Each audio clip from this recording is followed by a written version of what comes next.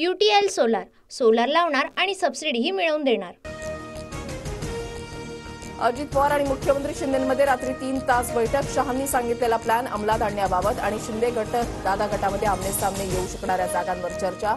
सूत्रांची माहिती।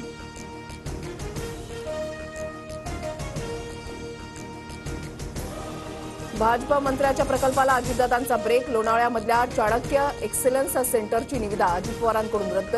नावात बदल करण्याच्या अजित पवारांच्या सूचना।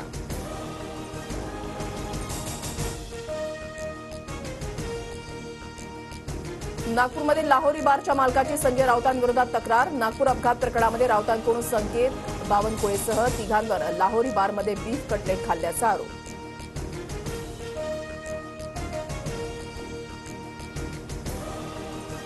नागपुरातील अपघातग्रस्त गाडीमधील बिलामध्ये बीफचा उल्लेख। जिथे मतं बदलली जातात तिथे काही होऊ शकतं, बिलामध्येही बदल केला जाऊ शकतो, संजय राऊतांचा आरोप।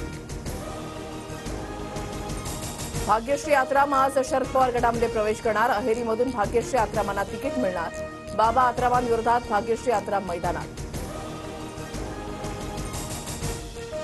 पंतप्रधान मोदींच्या हस्ते सरन्यायाधीश DY चंद्रचूड यांच्या घरच्या गणरायाची आरती। चंद्रचूड 8 नोव्हेंबरला निवृत्त होणार।